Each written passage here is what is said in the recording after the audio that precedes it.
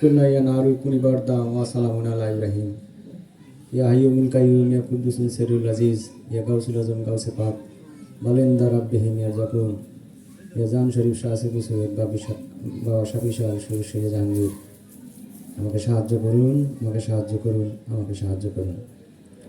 আমি আমার প্রিয় মুর্শিদ কেবলা বাবা শাফি সাহেব পবিত্র চরণ মোবারকে আমার শ্রদ্ধা ভক্তি রেখে কিছু কথা বলতে চাই। সেই সাথে যারা মঞ্চে উপবিষ্ট আছেন এবং আমার সামনে ভক্ত মুরিদ আছেন, সবাইকে আমার ফুলের শুভেচ্ছা। তো আজকে আপনারা অনেকেই জানেন, আজকে 21শে মার্চ পবিত্র ঈদে গাদির হুকুম বা মাওলার অভিষেক দিবস। বাবা শাফি শাহ তার ভক্তগুরু আশ্রমে এটা উদযাপন করতেন, তারই ধারাবাহিকতায় আজকে আমরা সেই দিবসটি পালন করতেছি। যে গাদির হুকুমের তাৎপর্য ইসলামে এতই গুরুত্বপূর্ণ, এটা আসলে বলে শেষ করার মতো না। আমি হতভাগা অতি নগণ্য একজন, গাদির হুকুমের যে শান, গাদির হুকুমের যে তাৎপর্য, এটা আসলে আমি ভাষায় প্রকাশ করতে পারবো না। তারপরও গাদির হুকুম সম্বন্ধে অত্যন্ত গুরুত্বপূর্ণ বক্তব্য পেশ করছেন সাইদ ভাই, মিন্টু ভাই, সুন্দরভাবে বিষয়টাকে উপস্থাপন করছেন। তো আমি এই বিষয়ে দুই একটা কথা বলে আমি আজকে একটু মনস্থির করছি যে আমরা সাধারণ মানুষ ধর্মটা কি বুঝি না, আসলে সত্য কী জিনিস সেটাও জানি না। তো এই সম্বন্ধে আপনাদেরকে কিছু কথা আমি তুলে ধরতে চাই, যাতে আপনারা একটু উপলব্ধি করতে পারেন। আমার ব্যক্তিগত উপলব্ধি থেকেই বলবো, আপনারা একটু উপলব্ধি করবেন। তো সৃষ্টির শুরু থেকে যখন আদম আলাইহিস সালামকে সৃষ্টি করা হয়, তখন থেকে মূলত দুইটা ধারা প্রবাহিত হয়। একটা হচ্ছে নবুয়ত আর একটা রেসালাত। এই দুইটা ধারাই চলতেছিল। তো নবুয়ত আর রেসালাত কি, এই জিনিসটা সম্বন্ধে একটু বলতে চাই। আমরা অনেকেই হয়তো জানি, আবার অনেকেই জানি না যে নবুয়তটা কি আর রেসালাতটা কি। তো নবুয়ত হচ্ছে সেটা যার উপর ওহী নাজিল হয় বা নবুয়ত আসে, কিতাব নাজিল হয়, সেটাকে বলে নবুয়ত। এবং যার উপর নাজিল হয় সেই পথটাকে বলা হয় নবী পথ। অর্থাৎ যার উপর আল্লাহর কিতাব নাজিল হয় তাকে নবী বলা হয়। এবং ওই কিতাব নাজিল হওয়ার পর যখন সেটা প্রচারের দায়িত্ব দেওয়া হয়, এই প্রচার যখন ওই নবী করেন, তখন সেটা হয়ে যায় রাসূল পথ। রাসূলের কাজ হচ্ছে যে কিতাবটা নাজিল হইল ওইটা প্রচার করা। তো যখন প্রচার করে তখন তিনি হয়ে যান রাসূল। সূরা মায়দার 99 নম্বর আয়াতে এই কথাটাই বলা হয়েছে যে প্রচার ব্যতীত রাসূলের কোনো দায়িত্ব নাই। তো রাসূলের কাজই হচ্ছে প্রচার করা। তো এই রাসূল পদ হচ্ছে দুইটা পদ। একটা হচ্ছে কিতাব সহ রাসূল, আর একটা কিতাববিহীন রাসূল। তো যার উপর কিতাব আছে তিনি একসাথে নবী এবং সাথে রাসূল, এবং যার উপর কিতাব নাই, শুধু এই প্রচার করেন, তিনি হচ্ছেন শুধুই রাসূল। তাহলে দেখা যাচ্ছে রাসূল হচ্ছে দুই প্রকার, একটা কিতাব সহ আর একটা কিতাববিহীন। বুঝতে পারছেন কি আপনারা? যদি আপনারা কোথাও বুঝতে সমস্যা হয় মানে প্রশ্ন করবেন আমাকে, আমি যথাসাধ্য চেষ্টা করবো আপনাদেরকে বোঝানোর জন্য। তো দেখা যাচ্ছে আমরা জানি, মানে অধিকাংশ মানুষই আমরা জানি, বিশেষ করে যারা ইসলাম ধর্মের অনুসারী, আমরা জানি যে রেসালাত এবং নবুয়ত দুটোই শেষ হয়ে গেছে। মুহাম্মদ সাল্লাল্লাহু আলাইহি ওয়াসাল্লাম আমাদের শেষ নবী এবং শেষ রাসূল, এটাই আমরা জানি। কিন্তু আসলে এই ঘটনা কতটুকু সত্য সেটা কিন্তু কেউ আমরা কখনো গবেষণা করি না, চিন্তা চেতনা করি না। তো কোরআন গবেষণা করলে দেখা যায় নবুয়ত শেষ হয়ে গেছে। এবং একটা সাধারণ দৃষ্টিকোণ থেকেই দেখেন, নবুয়ত শেষ হয়েছে, এটা মহাসত্য। কারণ ইসলাম তো পূর্ণাঙ্গ হয়ে গেছে, নতুন করে কোনো আর ওহী নাজিল হবে না, কোনো কিতাব আসবে না। অতএব মুহাম্মদ সাল্লাল্লাহু আলাইহি ওয়াসাল্লামের পরে কাউকে আর নবী নিযুক্ত করার প্রশ্নই আসে না, নবুয়ত শেষ।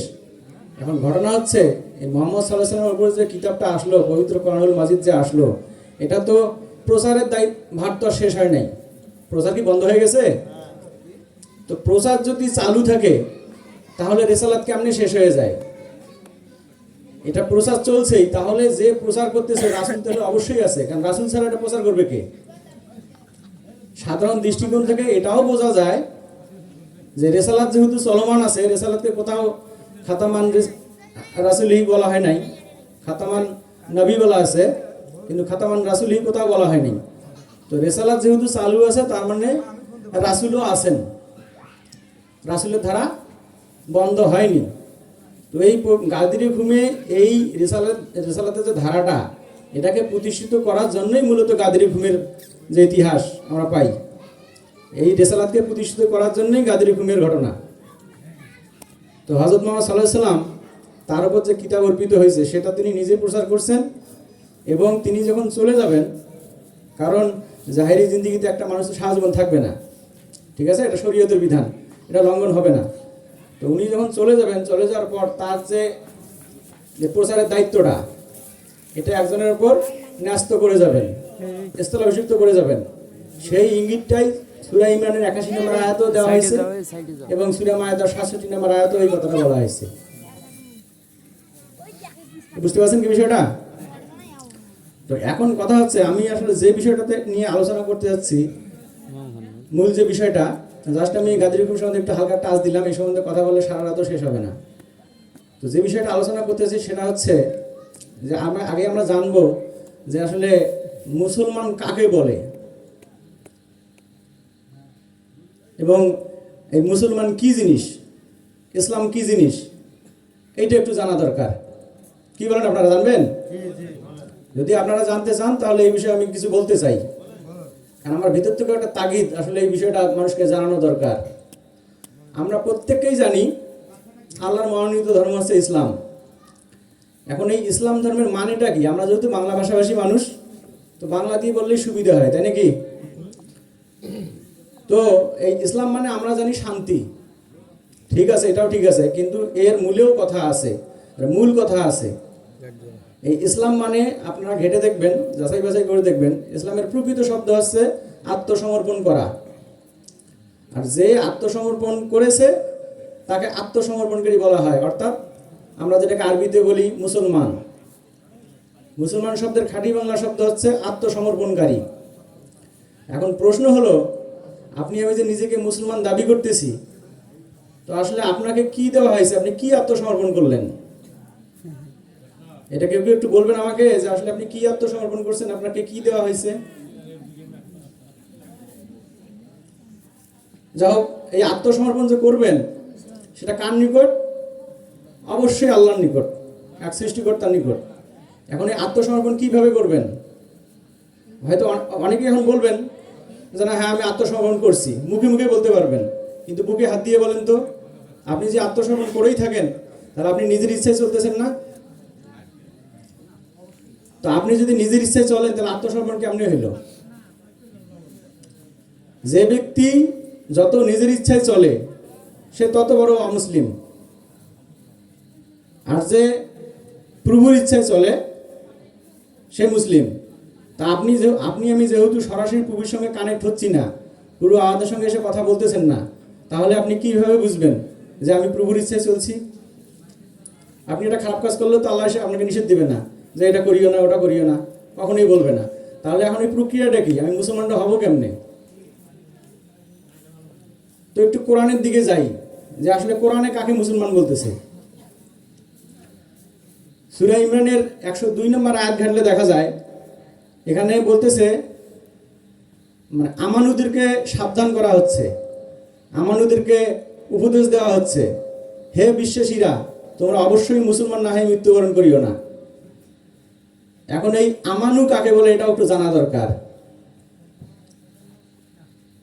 তো আপনারা কোরআন ঘেটে, কোরআন গবেষণাকে যাচাই বাছাই করে দেখবেন, আমানু তাদেরকেই বলা হচ্ছে যারা ওই সময়ে, যেহেতু কোরআন নাযিল হয়েছে মুহাম্মদ সাল্লাল্লাহু আলাইহি ওয়াসাল্লামের যুগে, আমি ওই সময় একটু আপনাদেরকে নিয়ে যাই।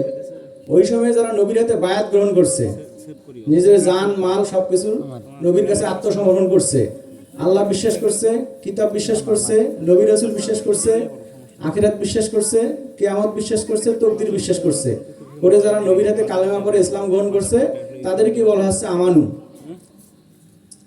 তা আমরা কিন্তু এদেরকে মুসলমান বলতেছি, তাই না? কালেমা পড়ে আসলেই আমরা তাদেরকে মুসলমান স্বীকৃতি দিয়ে দিচ্ছি। কিন্তু কোরআন দেখেন, কোরআন ওই বিশ্বাসীদেরকেই বলতেছে, খবরদার, সাবধান, তোমরা মুসলমান না হয়ে মৃত্যুবরণ করিও না। তাহলে এটা আবার কোন মুসলমান? এটা আবার কোন মুসলমান? তাহলে দেখেন, জন্মসূত্রে মুসলমান হওয়া যাচ্ছে না, বা শুধু কালেমা পড়ে ইসলাম গ্রহণ করে, যেভাবে প্রচলিতভাবে ইসলাম গ্রহণ করে, এভাবে ইসলাম গ্রহণ করেও মুসলমান হওয়া যাচ্ছে না। তাহলে সমীকরণটা দেখেন, কোরআনের সঙ্গে সূত্রটা দেখেন, তাহলে এই আত্মসমর্পণের প্রক্রিয়াটা কি? যারা নবীর হাতে আত্মসমর্পণ করলো, বায়াত গ্রহণ করলো, তারা সবেমাত্র মুসলমান হওয়ার রাস্তায় উঠছে, মুসলমান হয়নি। এখন এই নিজের ইচ্ছা শক্তিকে কেমনি এমনি আত্মসমর্পণ করবেন স্রষ্টার নিকট? এখন একটা জিনিস আপনাদেরকে ভাবতে হবে যে কোন কাজটা করলে সেটা সৃষ্টিকর্তা পর্যন্ত পৌঁছায়। যুগে যুগে আল্লাহ নবী রাসূল কেন পাঠাইছেন? আমাদের কাছে নবী রাসূলকে পাঠানো হয়েছে গুরু রূপে, শিক্ষা দেওয়ার জন্য, শিক্ষক হিসেবে। তা আমি যখন একজন এরকম রাসূল পদমর্যাদার গুরু পর্যায়ের একজন সমগ্র রাসূলের কাছে যাব, নিজেকে তার কাছে সমর্পণ করব, তখন এখানে একটু দেখেন, খেয়াল করে, আমি নিজের ইচ্ছে একটা কাজ করতেছি, আমাকে আমার গুরু নিষেধ করলেন না, এই কাজটা করা যাবে না, তো আমি ওই কাজটা থেকে বিরত থাকতেছি। তার মানে কি আমার নিজের ইচ্ছে বিরত থাকতেছি না, আমার গুরু আমাকে, আমার রাসূল আমাকে আদেশ করলো, আমি নিষেধ হচ্ছি, ওই কাজটা থেকে বিরত থাকতেছি, তাই না? তাহলে কি ওটা আমার ইচ্ছে বিরত থাকলাম? আমার রাসূলের ইচ্ছে বিরত থাকলাম। আর রাসূলের ইচ্ছে বিরত থাকা মানে আল্লাহর ইচ্ছে বিরত থাকা। কোরআনে দেখেন আল্লাহ তাআলা কি বলতেছেন, যে রাসূলের কাছে যায় সে তো কেবল আল্লাহর কাছেই যায়। যেটা রাসূল পর্যন্ত পৌঁছে সেটা মাস্ট আল্লাহ পর্যন্ত পৌঁছে। আর অন্য কোনো ওয়ে নাই যে আপনি আল্লাহ পর্যন্ত পৌঁছতে পারবেন। যে রাসূলের হাতে বায়াত গ্রহণ করে সে তো কেবল আল্লাহর হাতেই বায়াত গ্রহণ করে। তাদের হাতের উপর আল্লাহর হাত, এটা আল্লাহরই কথা। সূরা ফাতার 10 নম্বর আয়াতে বলা আছে সম্ভবত, যে আমাকে ভালোবাসতে চাও, আল্লাহ বলতেছে যে আমাকে ভালোবাসতে চাও, সে আমার রাসূলকে ভালোবাসো।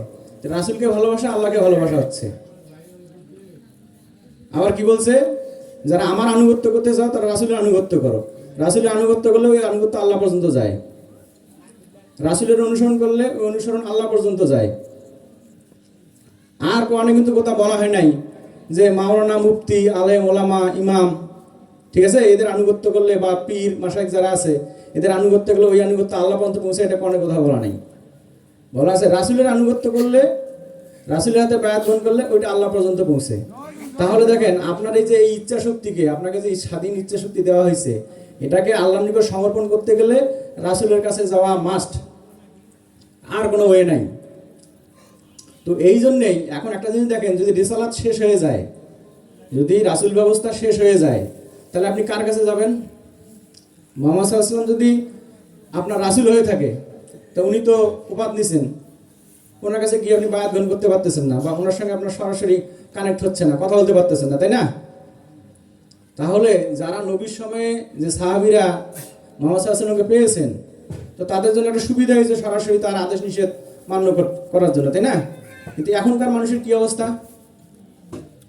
তা এটাই কখনো আল্লাহর বিধান হইতে পারে? ওই সময় মানুষের জন্য সরাসরি সুযোগ থাকলো, আর আমার সময় নাই। তা আল্লাহ তো আর এত বোকা না, তাই না? আমরা বুঝতে ভুল করি, কিন্তু আল্লাহ তো আর তার বিধানে কোনো ভুল বা কোনো অসামঞ্জস্যতা রাখবেন না। তো এটা আমাদের মাঝে একটা ভুল বিষয় ছড়ানো হয়েছে যে রেসালাত তো শেষ, নবুয়ত শেষ। নবুয়ত শেষ, এটা সত্য, কিন্তু রেসালাতের দ্বারা কখনোই শেষ হইতে পারে না। তো রেসালাতের দ্বারা শেষ না হইলে সেটা এখনো চলমান আছে, এবং রাসূলও আছে, যেটা গাদিরে ঘুমে মাওলা আলীর মাধ্যমে এই রেসালাত ব্যবস্থাকে জারি করা হয়েছে। হযরত মুহাম্মদ সাল্লাল্লাহু আলাইহি ওয়াসাল্লাম মাওলা আলীকে রেসালাত দিয়ে গেছেন, মাওলা আলী রাসূল। মাওলা আলী দিয়ে গেছেন হযরত ইমাম হাসান আলাইহিস সালামকে, ইমাম হাসান আলাইহিস সালাম দিয়ে গেছেন হোসেন আলাইহিস সালামকে। এইভাবে 12 ইমাম, তারপর বরফির আব্দুল কাদের জিলানী, আমাদের ভারতবর্ষে আসেন খাজা বাবা মঈনুদ্দিন চিশতি, এইভাবে আমার গুরু বাবা শাফি শাহ আলাইহিস সালাম এই পর্যন্ত চলে আসছে। এখন আমি আমার ইচ্ছা শক্তিকে আমার শাফিবার চরণে সঁপে দিয়েছি। তার যে দিক নির্দেশনা, কোন পথে চললে আমি আল্লাহ সান্নিধ্য লাভ করব, এটা আমার সরাসরি শোনার সুযোগ হয়েছে। তাহলে আমারও জন্য ব্যবস্থাটা ঠিক থাকলো, নিরপেক্ষ থাকলো, তাই না? তো আসলে আমি যেটা বলতে চাচ্ছিলাম, মুসলমান আসলে হওয়া মানে জন্মসূত্রে, বা আমি ইসলাম ধর্মে জন্মগ্রহণ করছি এই জন্য আমি মুসলমান, এটা এইরকম বিষয় না। মুসলমান একটু অর্জন করতে হয়। আর এই মুসলমান না হওয়া পর্যন্ত, এই পরিপূর্ণ আত্মসমর্পণ না হওয়া পর্যন্ত সৃষ্টিচক্রে এই বিবর্তনের ধাক্কা বারবার আসতেই থাকবে। পুনরায় আপনাকে সৃষ্টিতে ফিরে আসতে হবে আপনার কর্মফল অনুযায়ী। ঠিক যেমন কর্ম করবেন ওই কর্মফল অনুযায়ী আপনাকে সৃষ্টিতে আসতে হবে। সেটা মানুষ রূপে আসেন, গরু ছাগল ভেড়া বা পশু প্রাণী গাছপালা লতা যেভাবেই আসেন, ওই সবারই কিন্তু নফস, নফসের কিন্তু কোনো জাত নাই। ওই একটা কুকুরেরও যে নফস, আমিও নফস, শুধু আকৃতির কারণে প্রকাশটা ভিন্ন ভিন্ন হচ্ছে। কেউ মানুষ হিসেবে অভিহিত হচ্ছে, কেউ গরু, কেউ ছাগল, এরকম বিষয়টা। তো এটা কি কারণে হচ্ছে? এই বিবর্তনের ধাক্কা, এই কিয়ামত। একটা দেহ থেকে বাইর হচ্ছেন, আবার আর একটা দেহে গিয়ে বন্দী হচ্ছেন কর্মফল অনুসারে। তো যতদিন পর্যন্ত আপনার মুক্তি ঘটবে না, মানে আপনি মুসলমান পর্যায়ে যান নাই, ততদিন আপনাকে এই বিবর্তনের ধাক্কা, এই জন্মচক্রে ঘুরপাক খাইতেই হবে। এটা মহাসত্য। এখন অনেকেই এখানে আবার এই যে পুনর্জন্মবাদ আসলে অনেকেই আবার এখানে একটা হিন্দুর গন্ধ পায়। এটা তো হিন্দুদের বিশ্বাস, হিন্দুদের আকীদা। মানলাম, ঘটনা হচ্ছে এই কথা, এই দর্শন যদি কোরআনে না থাকতো, আমরা তো কোরআন মানি ইসলাম ধর্মের অনুসারী, এই ঘটনা যদি কোরআনে না থাকতো এই জন্মান্তরবাদ সম্বন্ধে, তাহলে আমি এটা পাশ কাটিয়ে এড়াই যেতাম, জানি এটা হিন্দুদের বিশ্বাস। কিন্তু এটা তো কোরআনেও তো বলতেছে। এখন মোল্লা মুন্সির হয় এটা বুঝে না, অথবা বুঝে চুপ করে থাকে। এখন একটা দোষ কার? আপনি কি মানুষের কথা মানবেন নাকি কোরআনের দর্শন মানবেন? তাহলে আমরা কি এখন এই মানুষের দর্শনটাকে মানতেছি না? বলি আল্লাহর ইবাদত করতেছি, কিন্তু কথা মানতেছি মানুষের। কোরআনে কি বলছে এটা কখনোই আমরা খুঁজি না, দেখি না। তা আমরা আনুগত্য কার করতেছি? এই যে মানুষের কথা শুনে আমরা ইবাদত করতেছি, এটাকে দুনিহি আউলিয়া বলা হয়েছে। এই যারা দুনিয়াদের মধ্যে পড়ে আছে, তাদেরকে অভিভাবক রূপে আমরা ইবাদত বন্দেগী করতেছি। এটাই গায়রুল্লাহর ইবাদত করা, মানে শয়তানের ইবাদত করা। তো আল্লাহর ইবাদত করতে গেলে আল্লাহর কোরআন কি বলছে সেই অনুযায়ী মানতে হবে, সেই অনুযায়ী চলতে হবে। প্রত্যেকটা ধর্মই, সনাতন ধর্ম বলেন, বুদ্ধ ধর্ম, খ্রিস্টান ধর্ম, ইসলাম ধর্ম, প্রত্যেকটা ধর্মই আল্লাহর ইসলাম। কারণ যে যে মহামানবরা এই ধর্মের অবতারণা করছে, একটু গবেষণা করে দেখেন। এই সনাতন ধর্মের কথাই বলি, আজ থেকে ৬০০০ বছর আগে জয়ব মুনি নামে একজন ঋষি, উনি বলে গেছেন আব্দুল্লাহর ঘরে মোহাম্মদ নামে একজন বিশ্ব অবতার আসবে। কোথায় আসবে? আরবে আসবে, তার কপাল মরাকবে, রক্ত বের হবে যুদ্ধে, সব কিন্তু ইঙ্গিত দিয়ে দেওয়া হয়েছে। তাহলে যে মানুষটা ৬০০০ বছর আগে এই ভবিষ্যৎবাণী করে যেতে পারে, সে কি কোনো সাধারণ মানুষ? বলতে পারে?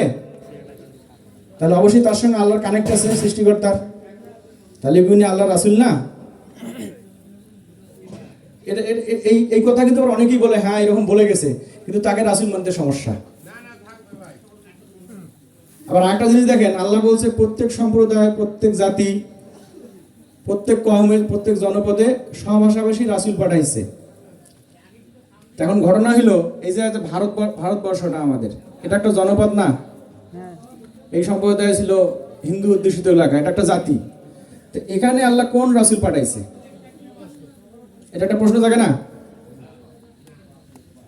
তো এটা একটু মিলাই দেন। কোরআনে যে বললো আল্লাহ প্রত্যেক সম্প্রদায়, প্রত্যেক জাতি, প্রত্যেক জনপদে সহভাষাভাষী রাসূল প্রেরণ করছে, তাহলে ভারতবর্ষে যদি কোনো রাসূল না থাকে, তাহলে কোরআনের ওই আয়াত কি হয়? আল্লাহ তাহলে মিথ্যা ওয়াদা দিয়েছে, মিথ্যা কথা বলছে, আর এর প্রমাণিত হয় না? তো আসলে আমাদের যেটা সমস্যা সেটা হলো, আমরা আসলে এই যে জন্মগতভাবে একটা সাইনবোর্ড কাঁধে তুলে নেই, সাইনবোর্ড কাঁধে তুলে নিয়ে অন্যের ধর্মের সঙ্গে রেষারেষি, অন্যের ধর্মকে ছোট করি। তো আপনাদেরকে আমি একটা কথা বলি, যারা নিজের ধর্মকে ডান হাতে রাখে আর অন্যের ধর্মকে বাম হাতে রাখবে, তাহলে এটা বুঝবেন সে স্পষ্ট ভ্রষ্ট মানুষ, সে সার্বজনীন নয়। আর যে মানুষ সার্বজনীন নয়, সে কখনো সঠিক পথের অনুসারী হতে পারে না। কারণ আল্লাহ তাআলা কোরআনে বলতেছে, এরকম একটা প্রশ্ন করতেছে, তোমাদের মাঝে কে আছে এমন যে আমার রঙে রঞ্জিত হতে পারে? কারণ আল্লাহর রং কি? আল্লাহর গুণগুলো হচ্ছে আল্লাহর রং, তাই না? তা আল্লাহর একটা গুণ কি সার্বজনীন? এটা আল্লাহর গুণ না? আল্লাহর কোনো জাত আছে? আল্লাহকে শুধু ইসলাম ধর্মের মানুষদের জন্য? আল্লাহ সবার জন্য, সকল সৃষ্টির জন্য। তা আল্লাহ এটা সার্বজনীন গুণ, তাই না? তো এখন কথা হইল, যে মানুষটা একটা ধর্মের অনুসারী হয়ে একটা সাইনবোর্ড কাঁধে নিয়ে অন্য ধর্মের লোককে ছোট করতেছে, তাহলে স্পষ্ট বোঝা যাচ্ছে সে পক্ষপাতিত্ব করছে, তার মধ্যে সার্বজনীন গুণ নাই। প্রত্যেক ধর্মে এটা দেখা যাচ্ছে না, সব ধর্মে এটা দেখা যাচ্ছে, অন্য ধর্মের লোককে বাঁকা চোখে দেখতেছেন, তার ভিতর সার্বজনীনতা নাই। একমাত্র সুফিবাদী কেবল সকল ধর্মের সকল মানুষকে সমান দৃষ্টিতে দেখে, তো সুফিবাদ সার্বজনীন, সুফিবাদের দৃষ্টিভঙ্গি সার্বজনীন, আল্লাহ সার্বজনীন। তাহলে কোরআনের সাথে আমি সুফিবাদের দর্শনটারই মিল পাই। অন্য কোনো একটা ধর্ম দেখান আমাকে, অন্য কোনো একটা দল উপদল দেখান যেখানে এই সার্বজনীন গুণটা তাদের আছে, নাই। তো যারা সত্য অনুসন্ধান করেন, যারা সত্যি সত্যি স্রষ্টার সান্নিধ্য লাভ করতে চান, তাদেরকে আমি এই সুফি দর্শন অর্থাৎ কোরআনের প্রকৃত দর্শন, ইসলামের দর্শন, এই সুফিবাদে আসার আহ্বান জানিয়ে আমি আমার সঙ্গে বক্তব্য এখানেই শেষ করছি। জয় গুরু। জয় গুরু।